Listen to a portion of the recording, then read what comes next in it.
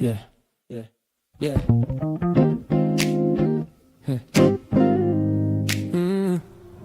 Yeah. It's percolating. Good morning. Yeah. Good morning to the people on Facebook. Good morning to the people on IG. Good morning to the people on the YouTube. Good morning to the people on LinkedIn and Twitter too. Java. Percolating. Get a vibe, stay ready. Truth in the cup, keep it strong, keep it steady. Pull up a chair, yeah. Take a sip it with me. Good morning, good people. Java with Jimmy. Good morning. Good morning. Yeah, the love percolating. Java with Jimmy. Good morning. Good morning. Good morning. Yeah, yeah, yeah. Good morning. Yeah, the love percolating. Yeah, Java with Jimmy. Good morning. Percolating. Yeah, we in it. Yeah, we in it. Good morning. Good morning. Java with Jimmy. Percolating. Yeah, we in it. Yeah, we in it. Good morning. Good morning. Java with Jimmy.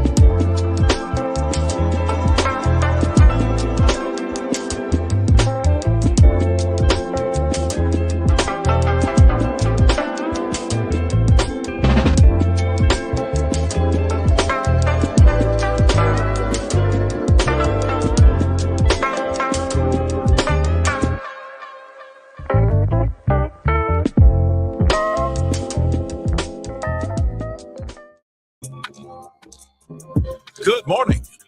Welcome to the Java Cafe. Java fan. Good morning, everybody. Good morning. Good morning. Today is Tuesday, March 17th, 2026, and you are in the Java Cafe. We haven't necessarily got back to updating our Your Healthy Java logo, but this is a episode of Your Healthy Java. As you all know, in 2020, we started before we went official, which will be a week from today, on March 24th, 2020, we were checking in, covering CNN coverage, Governor Cuomo, the mayor. At that time, I believe it was Walsh, about this thing called, coronavirus and COVID-19.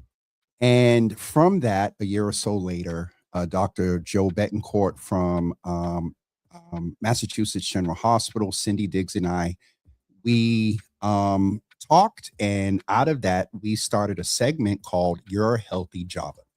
And for 18 months we had a very active partnership with Massachusetts General Hospital.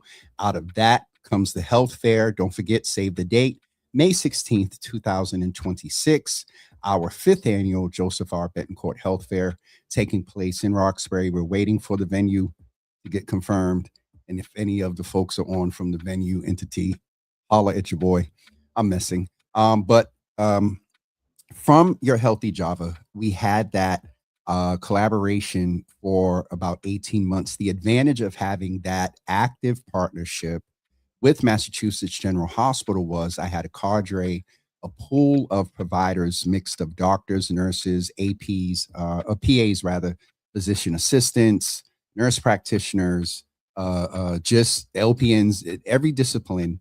And a large number of specialties we covered, from cardiology to cancer to nutrition to dental to routine and preventative health care. And so with that being said, we got away from it because, me reaching out versus a doctor within an entity gets a different type of response. Doctors are very busy and we are on during clinic during the day. And so I'll speed things up and say, when the current administration became current again, I found myself with what was going on with HHS and the CDC, a lot of concerns. I found myself back in the space where I was 6 years ago, about being more intentional about bringing back Your Healthy Java on the first and third Tuesdays of every month. And thanks to, unfortunately through tragedy, but thanks to an association with a great young woman named Juliana that works there at Harvard Street, Neighborhood Health Center. She reached out a few weeks ago and said, hey, I'm aware of some programming in the space of what we call SUD, substance use disorder. We don't say substance use or substance abuse as much as we used to. And so we'll learn a little bit about that and more. But I'm honored this morning to have a community health center here in the city of Boston. It has been here for quite a few decades. And so I want to first bring in our senior vice president, I believe, of program and operations. I can't see the stuff on the screen, but let's bring in Dr. UBM, and I got it right for all of you that tease me about enunciation and pronunciation. Dr. UBM, how are you? I'm fine. Good morning, Jimmy. Good to be here. You got it right. I'm glad I got it right. And for everybody Yes. that gets me, I'm glad I got it right. I just have to say that since we had you join and we got some tech things fixed in the background, the sun has come in. Yeah, and it is. It's making it look like there's a Band-Aid there. No, you're good. You're all set. No, stay in the middle there. If you can see, stay in the middle.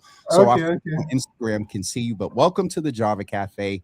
Thank you for being here this morning. And if you don't mind, let's jump in. We're going to hear a little bit of your story and how you got there, but just let's level set while folks are popping on.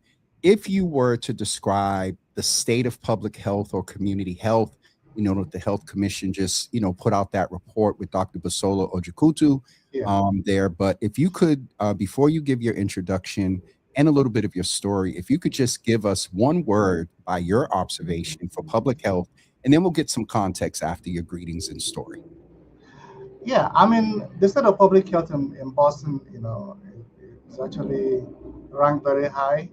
And the Boston Public Health Commission is actually rated as one of the national leaders.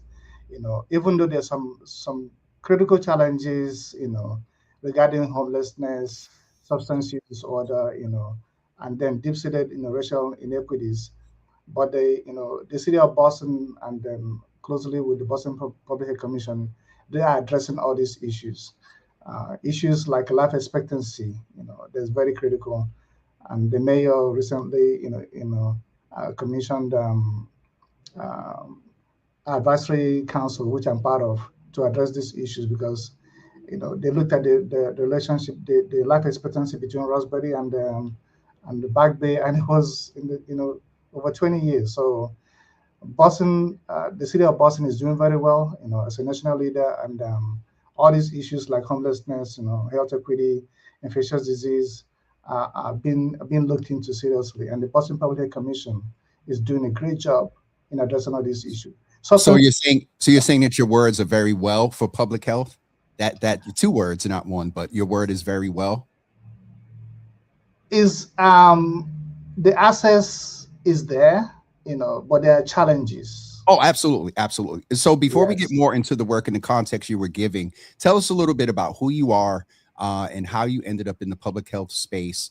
Give us about good 45 seconds to a minute of your story of how you ended up in the public health space and there at Harvard Street Neighborhood Health Center. Yeah, okay. I mean, my name is Cyril Lubian. I trained at Northeastern University, got a PhD in counseling psychology, worked at several health centers, ended up at Harvard Street Neighborhood Health Center. You know, did some clinical work, but eventually got into programming. So worked my way up to senior vice president. Now where I oversee a bunch of programs. I create programs. I run programs. I do grant writing. Now my focus is basically, I mean, my interest right now is actually trying to create programs that will affect that will actually improve the lives of people of color, basically, you know. Issues of substance use is of good, it's of interest to me. Trauma, you know, substance use, you know, name it all. HIV, infectious disease, those are all of interest to me. And absolutely, those are topics we, you know, discuss here often as well. And so, if you could give us this is Harvard Street Neighborhood Health Center's first time in the Java Cafe for your Healthy Java. Can you just give us just a little bit of overview, maybe a little bit of history about Harvard Street Neighborhood Health Center? It's one of, you know, we used to have RoxComp. I don't know how long you've been. Yeah, I knew RoxComp for. But Harvard Street is right on the cusp of it's Dorchester, but you know, Yeah, Tell us that's about Harvard. Yep, give us about a good minute of okay. Harvard Street Neighborhood Health Center's history and what its mission is. And I know you personally, are committed to addressing health disparities, but what's the mission of Harvard Street Neighborhood Health Center? And give us a few examples about some of the other programming there. And then we're definitely going to talk about substance use disorder and the services and programs you offer there. So Harvard Street Neighborhood Health Center has been around for over 50 years. We're located just across from the zoo. We're small. We're on 632 Blue Hill Ave. We're small, but we're actually in the process of building a permanent site right now. So as a community, we're just around the same place where we are right now. So as a community health center, our mission is to actually provide, services to our people, make sure that people live long, address all these health inequities that people have, right? Be present. So it's a place where you can actually walk in and have a personalized care, for yourself and for your family.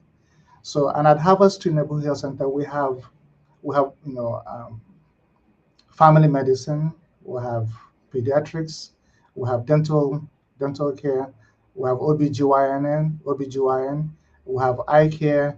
We actually have a pharmacy in our clinic. So we have behavioral health, substance use, we have psychiatry, we have trauma program, we have gun violence.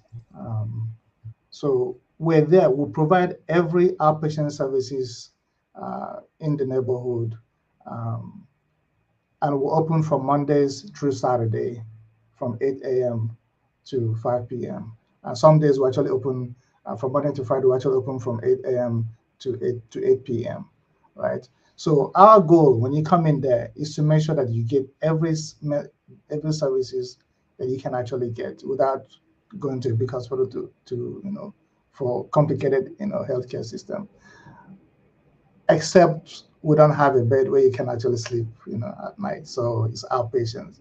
So if you need more care, then we can take you to maybe to the hospital with our partners.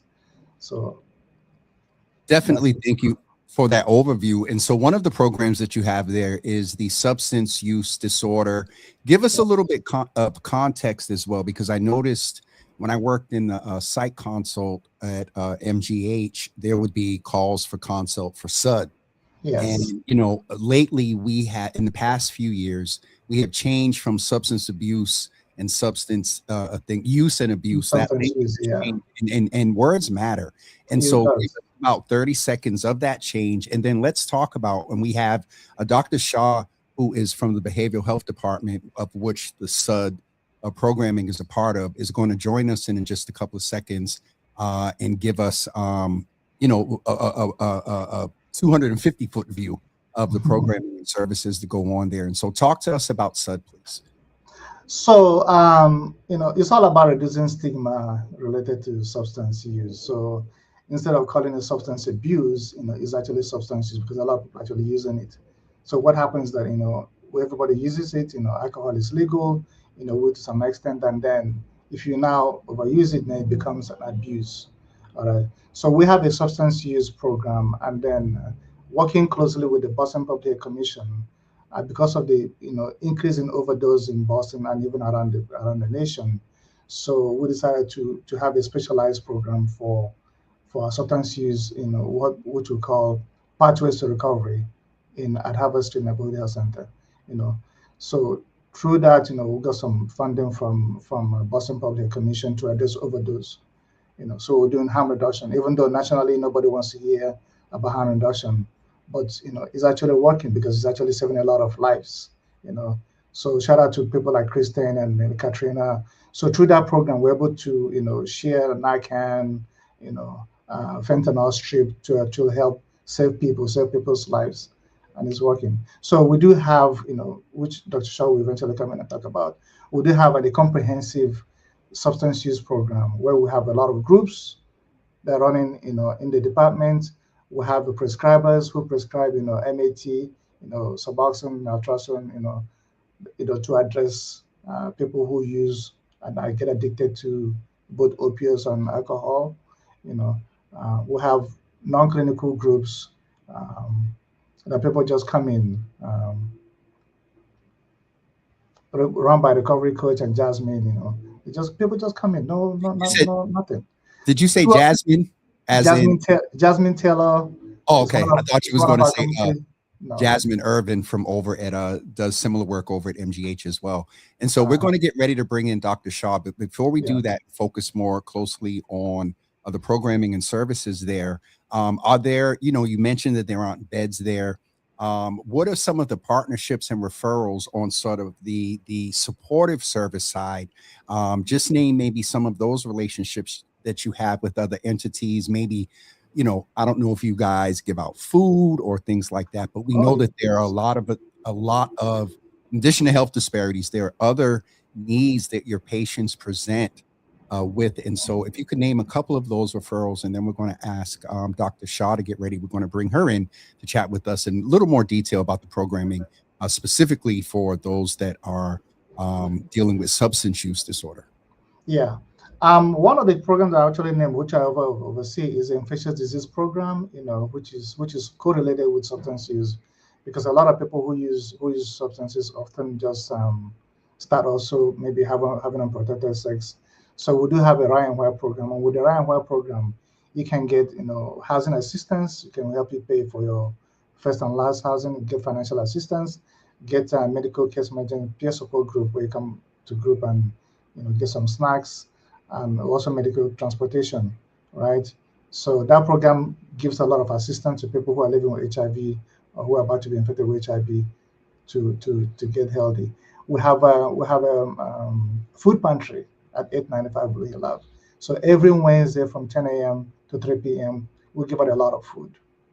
Okay. We come in there, and then we have gift cards that we give people to get to the shop and get some food as well. We So definitely we definitely aware, and we talk about the other issues associated with people not going into routine and preventive care, addressing care, and then also things like screenings that we yes. talk about often, and taking advantage of clinical trials and things like that. So who is our guest getting ready to join us, Dr. UBM? So our guest who is about to join us right now is Dr. Paige Shaw. So Dr. Paige Shaw is the director of the behavioral health department. The behavioral health department and psychiatry is actually located at 895 Blue Hill Lab. So she oversees the substance use program directly, and the psychiatry as well too. So she oversees the groups that are being run by the community health workers and the recovery groups, and I should give you more details about the behavioral health component as well too, because people abuse drugs because there's some underlying behavioral health issues. It could be Absolutely. depression, it could be loss, it could be anxiety, it could be trauma, all kinds of stuff. So while we talk about substance use, but we also have to deal with the underlying behavioral health issues that actually is making people keep on using. So you get into the root of the problem is by engaging in counseling, call it therapy, you know. So Yes, sir. the behavioral health department actually deals with now. We have a bunch of therapists, bunch of licensed social workers who can now meet with you individually or in groups to now deal with this underlying behavioral health issues while also addressing the substance use, either with medication, with detox, and with ongoing, recovery with substance use. So Dr. Absolutely. Shaw will give more details about how to get in touch with us and the groups that we run, and how to stay in touch with We're going to yourself and go with ahead your recovery. We're going to go ahead and bring in Dr. Paige Shaw right now. Dr. Shaw, welcome to the Java Cafe. We are so glad. I'm loving the hair. I just have to mention I'm Thank loving you. the purple hair, royalty. Thank And you. I think, are those Always. red glasses or is it purple? They're kind of like a floral thing happening. So Okay, full I lot see the color. red there. Obviously, as you We're see, all about the color. listen, we're all about the. I love the little bit in pun that may be intended there, all about the color of Fully. color patients. And okay, Dr. Shaw, I Cooking this like you. morning. Dr. UBM, you as well. And so go ahead and greet each other. And then Dr. UBM, we're going to let you go. We're going to take a commercial break in a couple of seconds. But Dr. UBM, mention, Dr. Shaw, about, all of the services that are offered there. And before we get into a deeper conversation with you, I'll just allow you to greet each other, and just, if there's anything you wanted to reiterate from Dr. Ubium before he exits. I actually wanted to say how much I appreciate that that Dr. Rim, you were giving us like the high level view and all of the programs, because I think it's actually kind of tricky for people to know where it is they might start with Harvard Street, and they might think that there isn't something for them. And I love the way that you've been working all these years to make sure that if there's a need in the neighborhood, it's getting met, and that if something's going on, if we don't have the program for that, if we're not retrofitting a program for that, we're going to figure out how to get a program for that. So, we're lucky.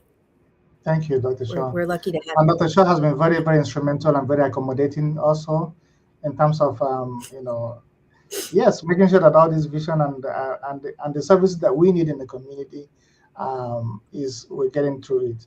It's a lot of work. It's a lot of work all the time. Adding additional programs, but these are the services that we need in the community. Yeah. When you look out on the streets every day, even on our staircase, I see empty bottles of nips and stuff, alcohol all the time. Yeah. So needles on the street. So these are issues around our neighborhood that we need to address. Substance use is real, especially in our neighborhood. Behavioral health issues is real, especially in our neighborhood, among the Black community. So it's something that needs to be addressed. There's a lot of trauma. We see that all the time. We see, when the weather's break out right now, the weather start getting better. We start hearing gunshots and, people being shot, people get into trauma. So these are issues that need to be addressed. Like I talked about again, Dr. Shaw versus the behavioral health department, people need to come in and deal with all these traumas, all this anger, all this anxiety, all these losses, grief, right? Depression. So these are issues that eventually lead people to start finding something to use to cope with what they're dealing with. But we need to get to the root of the problem, not just addressing, tell someone stop using.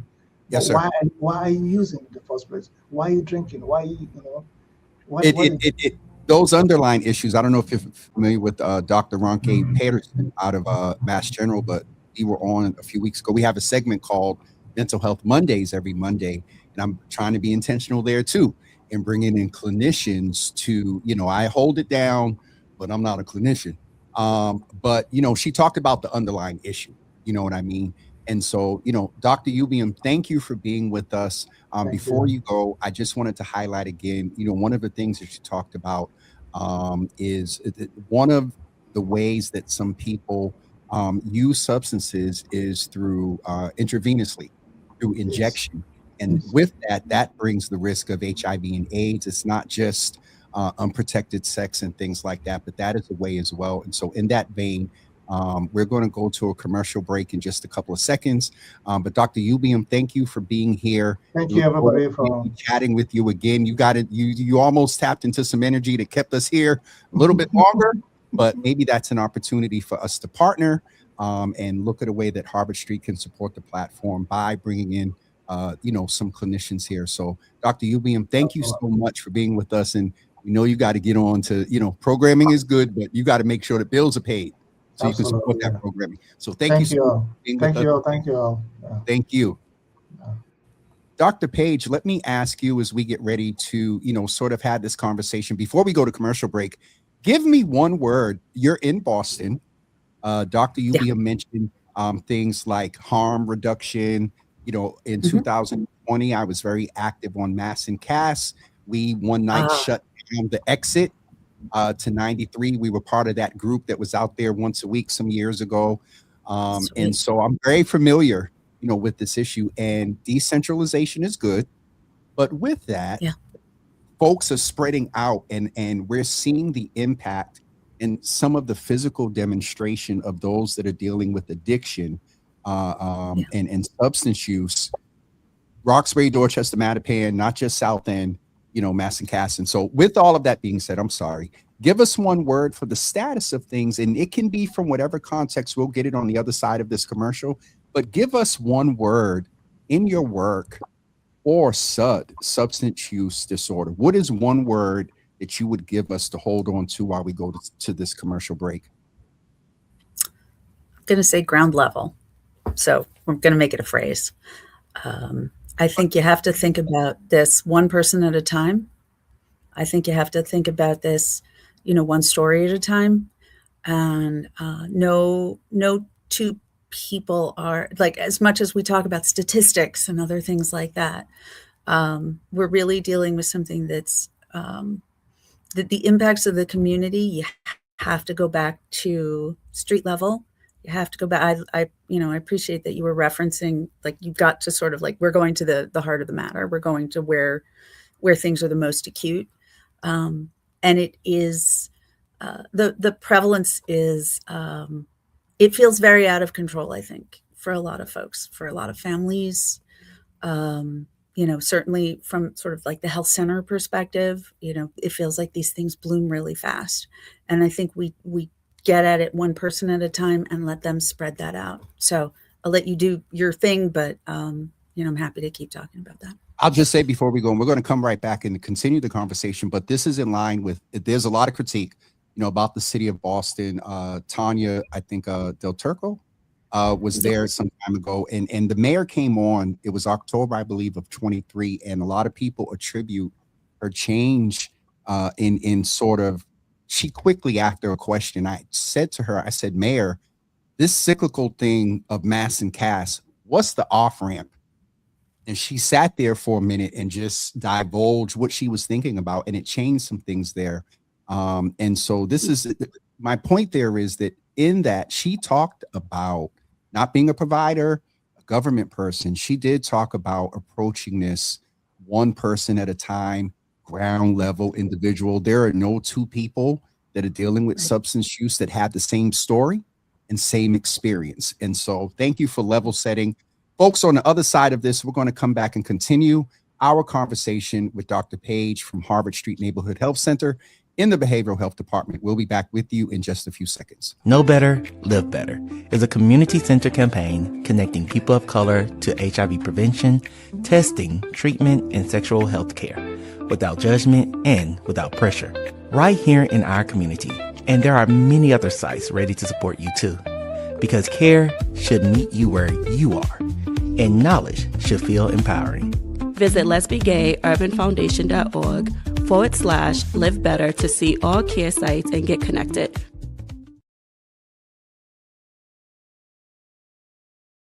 So if you would like more information about that event and also the initiative, please go to jwj.info/blue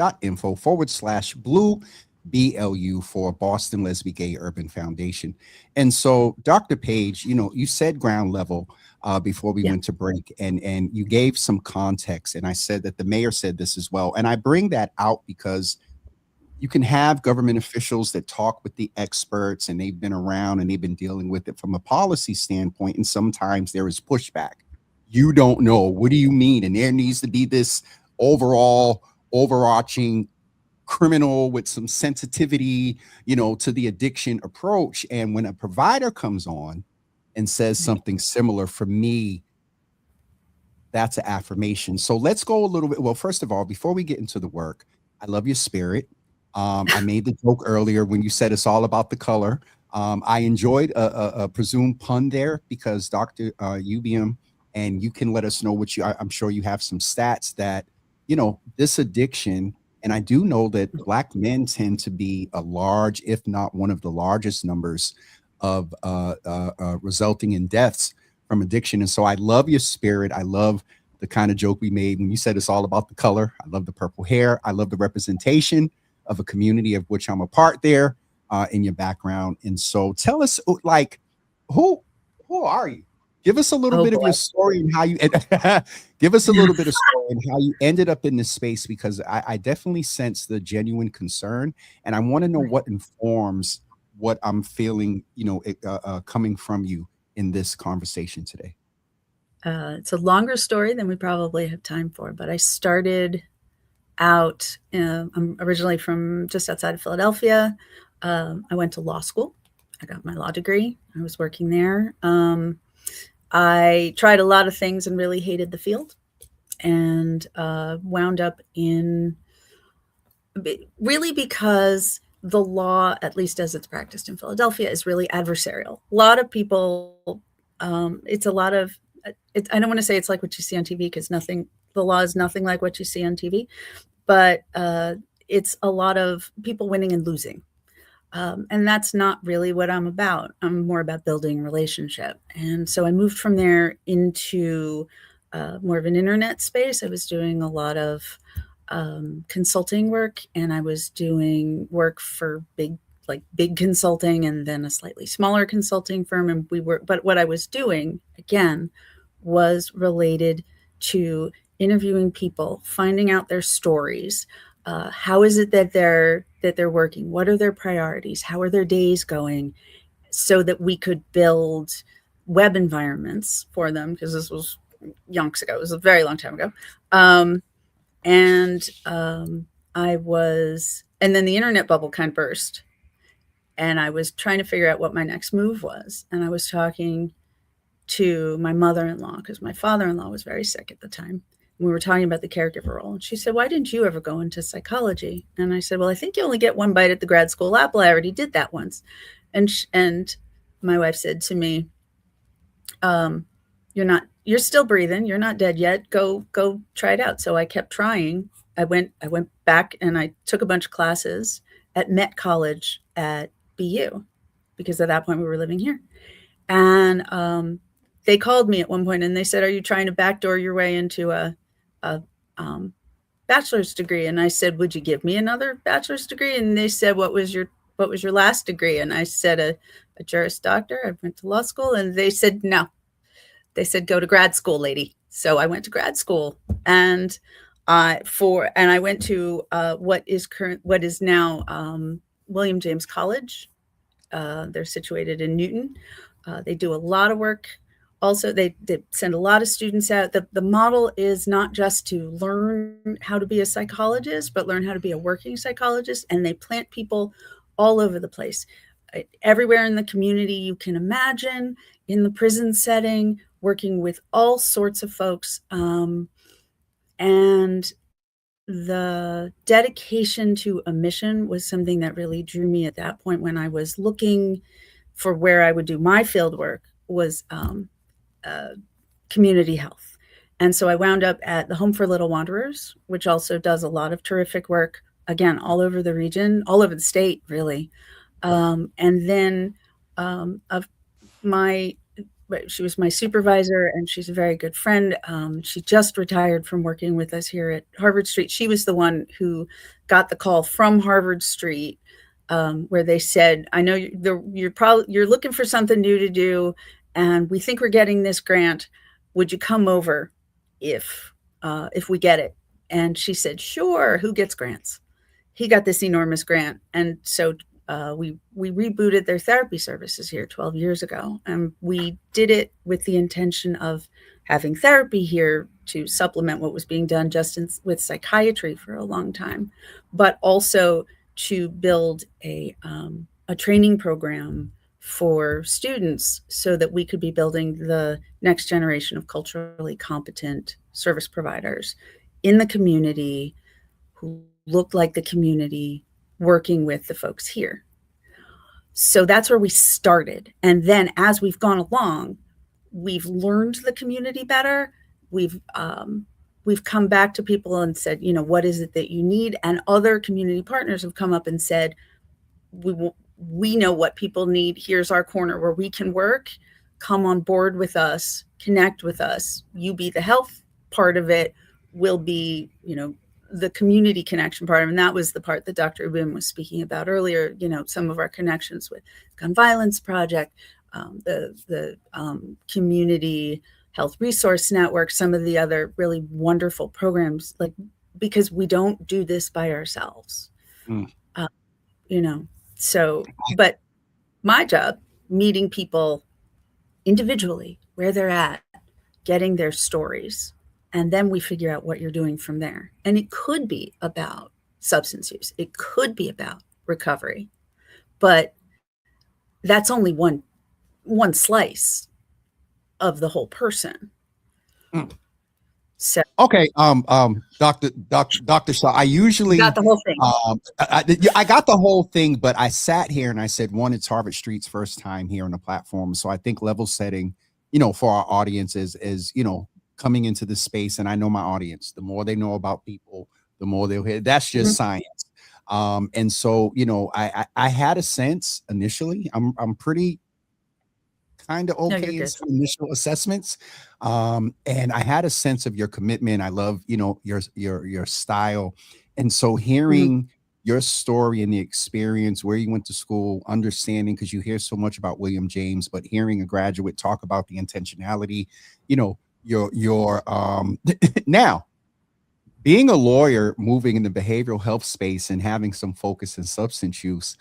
Oh my, I would, well, that I'm just thinking has like Kevin Hayden and the mayor invited you into, some advisory spaces. So let's get back to the focus here. So one, you do oversee the behavioral health department at Harvard Street, but you ended your introduction with saying that substance use disorder or use or how people are dealing with it may be a part of what Dr. Yulian mentioned, a different sort of underlying issue that could deal with type of trauma, molestation. I'm just going to say some things to my audience right now as we're talking about this subject. We may say some things that may be triggering to you, that may remind you of something that you experienced. So at any point, please feel free to drop out, and we are going to share resources.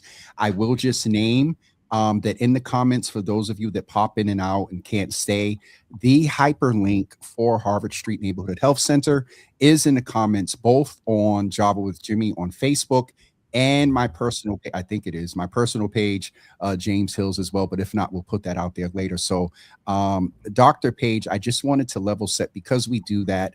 We do understand, the mental health space. And so as I was getting ready to say, it may be trauma, it may be molestation, rape, poverty, loss of a loved one. We are now literally right now in the midst of 6 years ago, dealing with the onset of COVID, and a lot of people, the sting does not hit me as much of around, deaths, but for many, it's a reminder. And so can you sort of give us your perspective when you said that it may be a part, and then let's just talk about how Harvard Street Behavioral Health works with patients that come in by admission, observation, triaging, whatever, that is something that a patient may want to say, hey, I need some support. And then we'll talk about how Harvard Street supports that individual that just may be using because of another underlying issue. I want to kind of make a circle here, though. I want to talk about, I want to start at the place that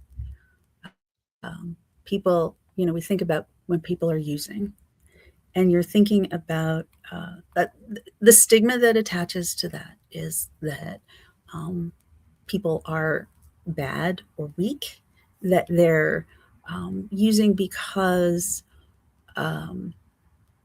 they were susceptible in some way, but really the use patterns that we see very often, we're talking about adults, because kids, I think there's a slightly there's sort of the influence of what they see around them, and I'm not talking about their friends, I'm talking about what happens in the home. But people want to not mind it so much, whatever that ache is, whatever that pain is. You were thinking about trauma, you're thinking about loss, you're thinking about grief, and we're talking to folks who are very often carrying that, not just from their own life experiences, but they're literally carrying intergenerational weight, intergenerational grief, intergenerational trauma. And this stuff is embedded in your DNA. It is there. It is written before before you're born. And so how that comes together for a person is about their life story, their motivations, the things that they're reaching for. So, you're thinking about like, what is the fundamental like word at the basis of all of this? And when you look at the side of it, that's like, what's wrong? It's loss, it's grief. But what are you reaching for? What are you feeling that you deserve? And it's love. And so the substance piece of it has a lot of stuff connected with it. It has a lot of public health connected to it, as it should. It has a lot of, there are biological things that occur if, there are reasons why those nips are outside, the empty bottles. And it's not because people thought they would just decorate our front steps or they wanted us to, clean up after them. It's because they've been biologically reprogrammed by substances that are designed to get you hooked and keep you there. And it's that much more insidious with some of the stuff that's out on the street, that's in the hands of our kids. And when I'm talking about our kids, I'm not just talking about like, the 15-year-olds in high school smoking a little weed. I'm talking about, little littles that see the parents using the vape at home, so it must be okay. And the parents are using the vape a lot because they're engineered to be more addictive and sold as more safe. And they taste really good because they're full of all kinds of candy flavored chemicals. And then you get the kids early.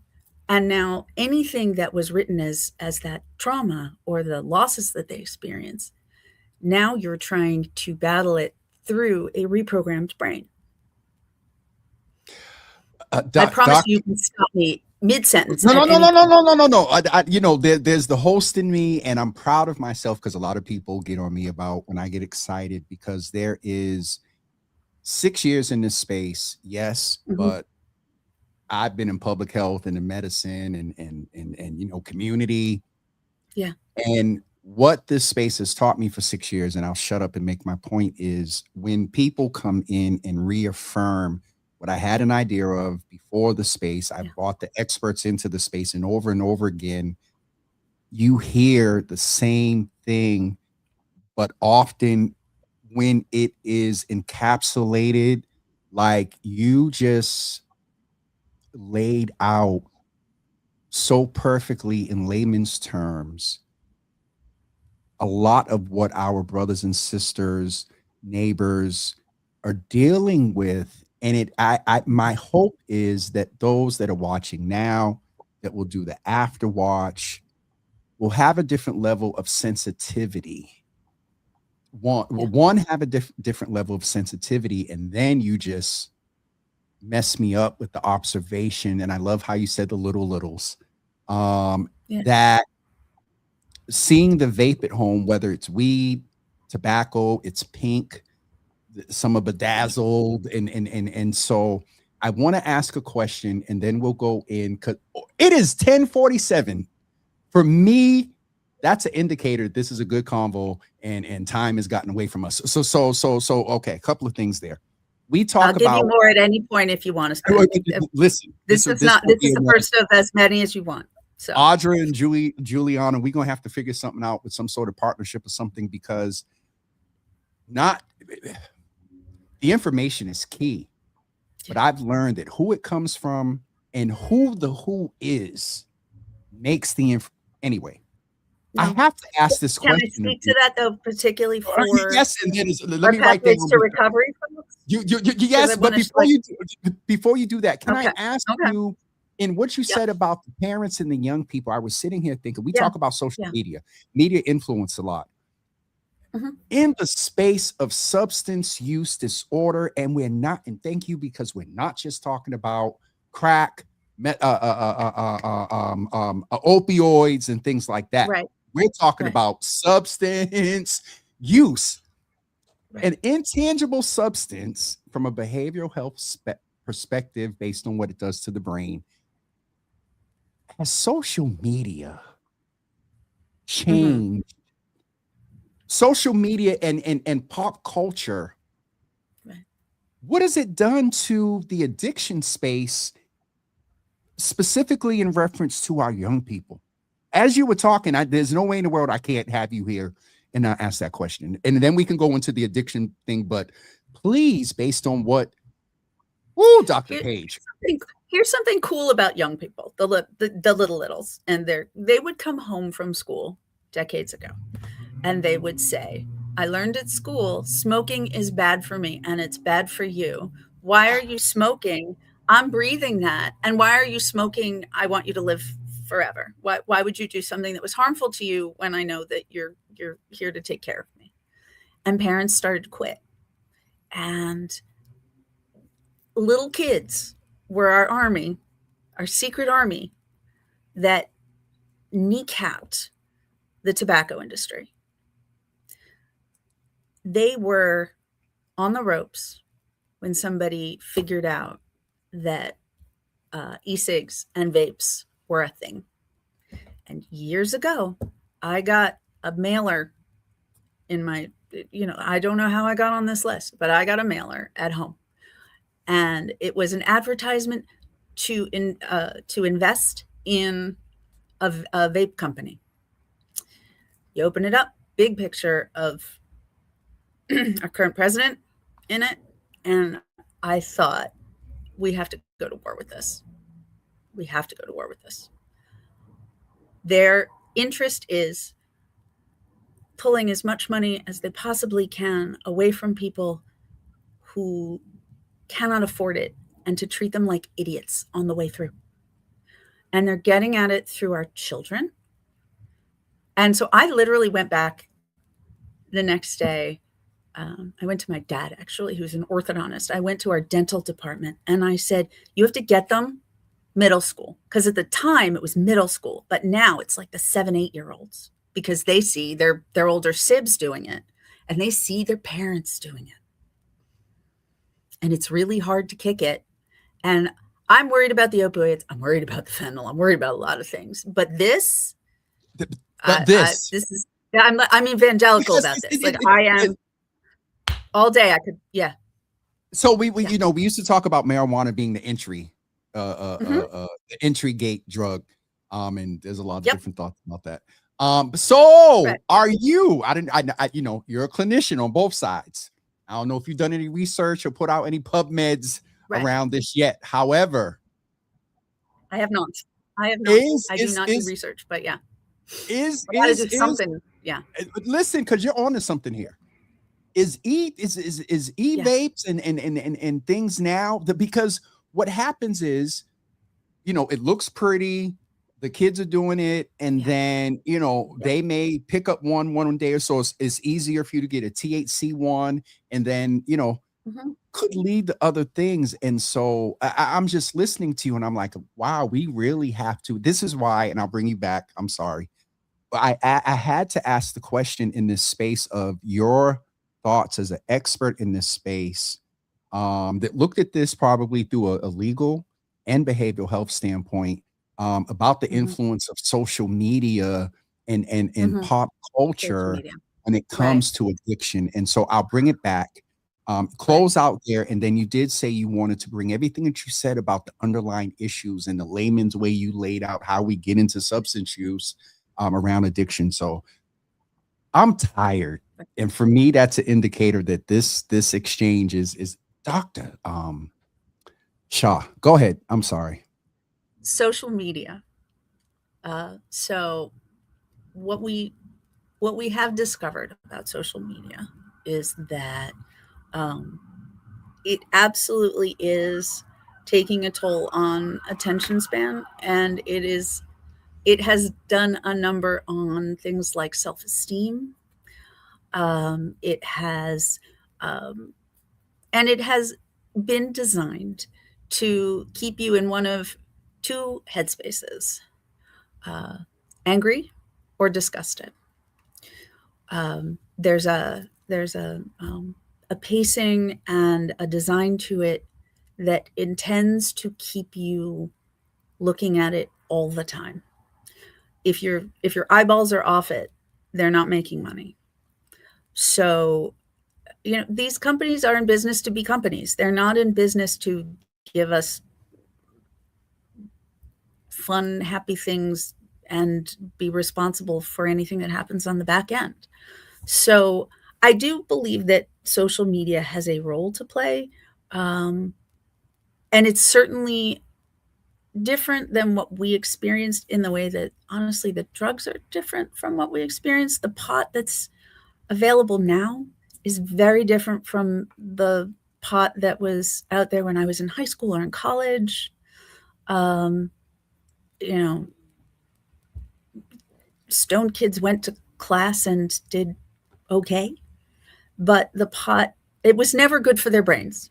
Okay. If I walk away with nothing else said today, teenagers, younger, the effects of marijuana on a developing brain is absolutely a full stop to intellectual development. You lose IQ points, you lose cognition, and you don't get it back. It's poison for a young brain, for real. It's not much better for an older person, but one of the things that we know very, very well is that, think about all the people who maybe picked up when they were, 10, 12, 15, and think about how they behave in the world. They behave like a kid, because where you start your addiction in your lifespan is very often where you not formally developmentally stop, but it changes the picture on things. Hold on. Because now my brain, and I participated when I was younger, so make sure. Well, look, I participate. Yeah. So thank God that the things are still connecting. We got to get back to addiction. Yep. It's 10:55. In what you, oh my goodness. I'm a long-form talker. I apologize. No. But no, I have to. The way that you were presenting this in such a layman's comprehensive way is ridiculous. So this is what we do, though. Jimmy, this is the whole point of therapy, is that it's the hold on. I'm not delivering. It's different from medical. Like, I go into the doctor's office and they say, I want you to take this pill and it's going to have this action. It's going to do this thing. And you do what you're told. Therapy is different. Community health is different, but therapy and community health is about building the relationship with the person where they're at and going from there, not to stop a thing or start a thing, but to talk to the person about what their deepest needs are, what their deepest drives are, and where they're trying to be. That is fine and well. And I'm just not discrediting what you said, but you know how many people say that versus giving us a sense of this is you. That's a whole commercial in itself. I was about to put you on full screen so we can clip it up later. That this is what we do. Oh, okay. Yeah. So we got to get ready to let you go. Obviously, we're gonna have to figure out some part two. Sister Katrina Flag is over on Instagram, shouting y'all out and saying hello. And so with what you said, one of the spaces that I moved in public health from the time before Menino with Menino is around violence prevention. Hear me out here. Is right. Based on what you just said, a lot of observation in the last few years. You remember 25 years ago, those that are dealing with violence were being sentenced to 20 years, 25 years. In the past 10 to 15 years, they've been coming home after those long sentences. They were sentenced in their late teens, early 20s. Presumably, a lot of them were smoking weed. Yeah. Based on what you just said about the addiction and the brain cells and the cognitive, one of the critiques and observations is we now have a lot of 45, 50-year-olds that are still, as the streets say, in the game, Do you see where I'm good cognitively when it comes to making a decision about being a 45-year-old, getting an 18-year-old to shoot for you? You done. Sorry. What you articulated just spoke to you need to get somebody, y'all need to get a partnership with some research entity, Chan School or somebody, and figure this out, because while marijuana has been legalized, I seen a report that came out last couple of days. I don't know if you've seen it, that all that we talked about anxiety and depression with weed, they're now saying it may not be that impactful. Dr. Shaw, this is okay. No. Yeah. Let's get back to addiction. So how does all of this play into addiction? I want to shout out. You go ahead, please. Right. Here's the thing, because I know I've got a patient probably coming in right now. If you have a patient, then we're going to have to let you go. No. We're gonna finish this thought at least, and then we can keep having a conversation anytime. But this has been, you're phenomenal. I have to shout. Go ahead. You go talk about y'all's phenomenal. So I want to circle back to the notion of community. I am not the be all end all of treatment at Harvard Street. I am one little person over here, one little room with a whole lot of color, but there's a whole lot of color all over this building. And they are some of the best people you will ever meet, are some of the people I work with at Harvard Street Neighborhood Health Center. And in particular, the Pathways to Recovery team. They came in and they said, we don't necessarily come from this, but we're going to get all the training. We want to serve the community. One of them immediately went out and started visiting prisons. One of them immediately went out and said, you know what we really need? Men's group. So I went out and bought her this book, Self-Care for Black Men. And I was sitting on the subway with and guy looks over at me. He said, why do you have that book? And I was like, because I get it. I've got people who are like sitting at Torchlight talking to people who are working actively on their recovery. I've got people who are, talking to the people at street level who are not actively working yet on their recovery. But it's not about the recovery.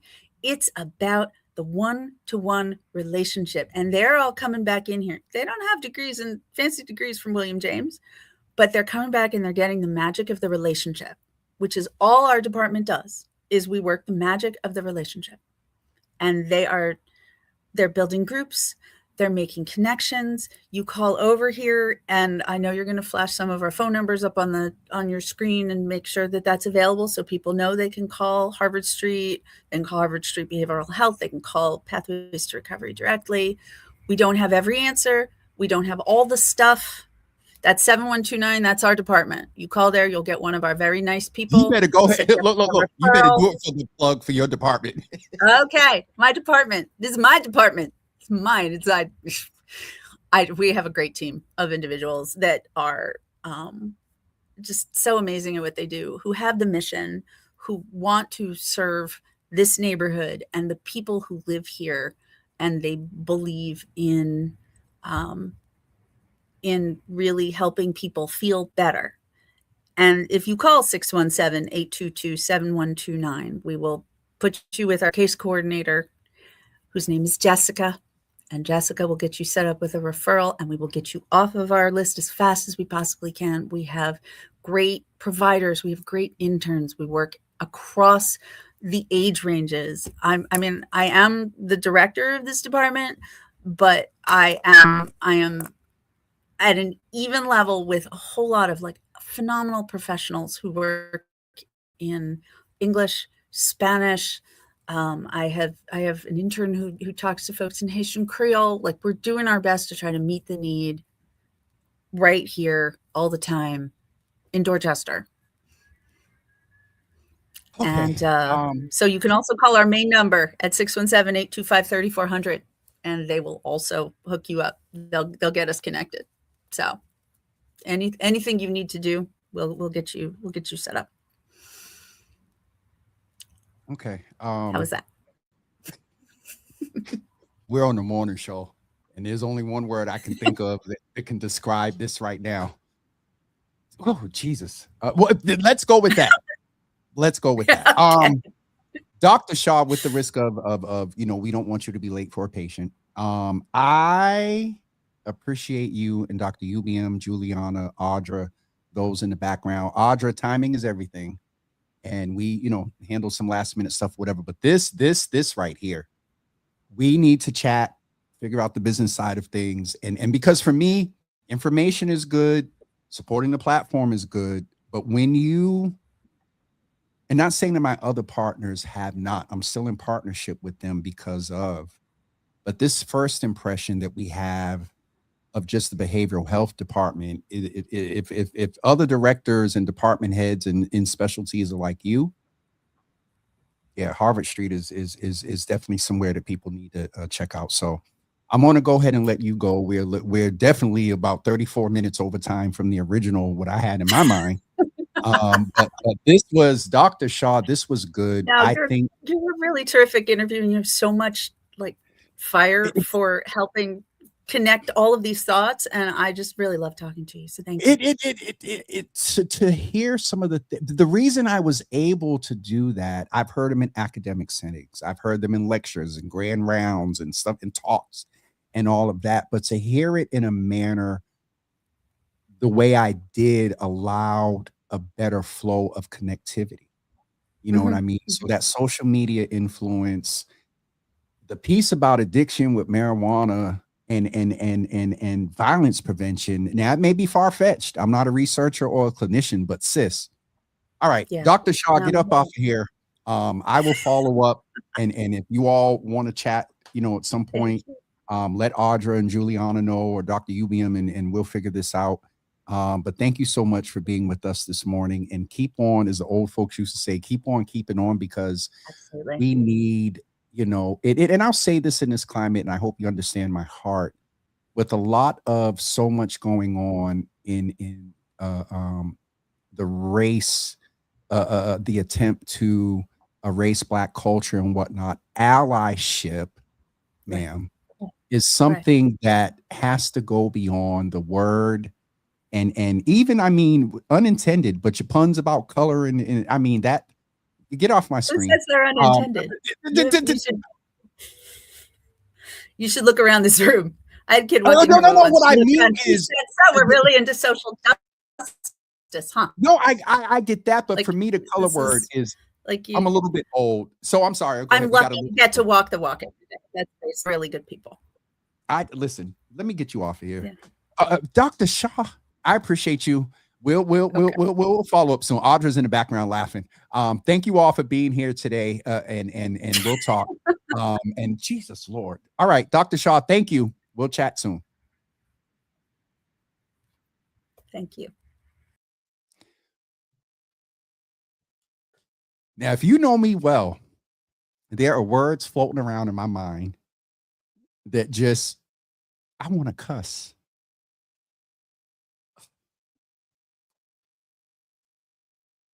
All right.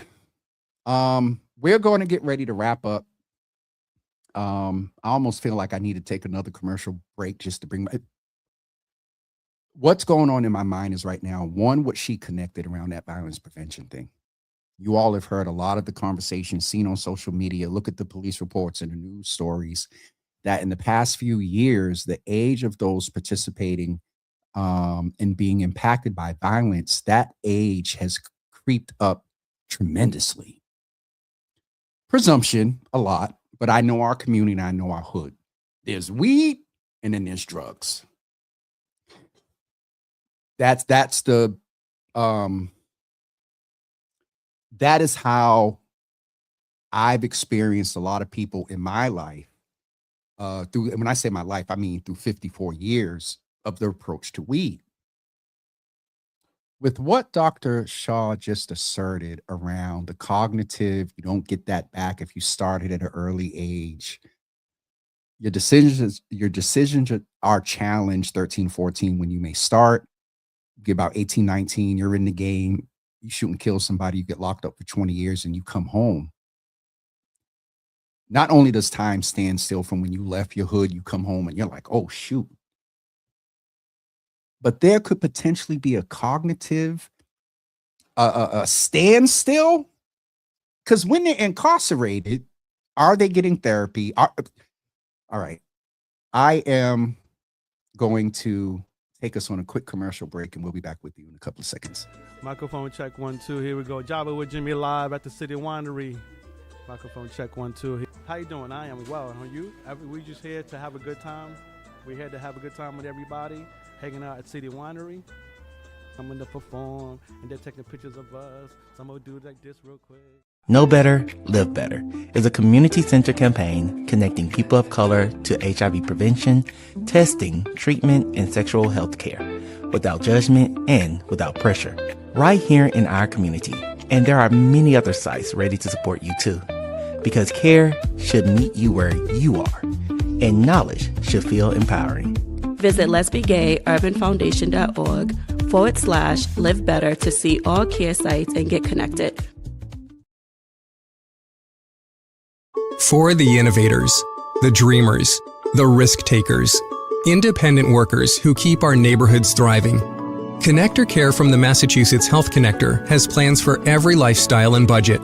Having access to affordable healthcare is for everyone in our community. Connector Care plans help more people save on healthcare that covers all their needs. Find out if you qualify for Connector Care. Visit mahealthconnector.org or call 1-877-MA-ENROLL. All right, y'all. I'm going to get ready to go. I is tired. That woman wore me out.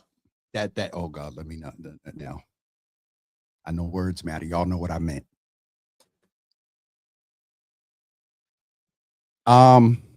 Just want to remind everyone of what's available at Harvard Street. I was going to say they should name community Harvard Street Community Health Center, Harvard Street Community Neighborhood, same thing. Health Center. You can reach out to them at specifically this department that Dr. Shaw, who just left, oversees at 617-822-7129, or you can email them at gethelp@harvardstreet.org, GETHELP@harvardstreet.org. So please make sure you check them out. I forgot to ask if they are accepting new patients, routine and preventative health care. I would have to fight Dr. Shaw. Ain't no way in the world we could have them on here and they not accepting. For how she presented, you all let me know in the comments as the audience, what you thought of today's episode. Just a few things to mention. We are well over time. Tomorrow, we are going to continue in the vein of health, specifically mental health, and specifically for folks like me. Dr. Charmaine Jackman of InnoPsych, who is an author, is going to come in and speak with us about being an entrepreneur. General, we're going to check in mental health status. We're going to talk about Black women's mental health a little bit as well. But our main focus tomorrow, and you all have heard me allude to some things of being an entrepreneur. I'm a social entrepreneur. I'm not in it just for the capital. You get broke enough, you turn to a capitalist. But never ever get it twisted. Even when I get the million, I'll be a millionaire for 3 days. First day to get my space, second day to get the staff, third day to do what I got to do to keep it sustained. And that, all of that to say that it is a struggle often being a social entrepreneur, an entrepreneur who wants to impact society. That is what a social entrepreneur is. Not socialite or social partying, but wanting to have an impact on society. About 3, 4, 5 people know the mental health impact periodically that happens with me with maintaining this platform. And it's not pretty. I told y'all a few weeks ago that I went through so much about 1.5 years, 2 years ago, that wonderful, and I thank God it's still out there. It's on my coffee table. Swarovski, the fish thing, the little nice thing that the mayor just gave out to somebody, and this is a little popular thing. I got a red one. I remember that day of picking that thing up and literally wanting I could step out my door and could have thrown it 50 feet easily. All of that to say that Dr. Jackman is coming in tomorrow, and I'm promising myself that I'm not going to allow myself to be a case study, and we have therapy right here on the show. She's coming in tomorrow on Wednesday, and then on Thursday, I'm thinking about taking a break, but I will let you all know tomorrow. Also, tomorrow, Thursday night at 10 p.m., I will be live with Phoenix Fire. And then on Friday morning at 10 a.m., 10 p.m. the night before, 10 a.m. the next morning, I will be live over on Spark FM with Sister Danielle Johnson, Sister Antoinette, Tony Johnson, and also the DJ, Brother Tristan. So that is it for the rest of this week.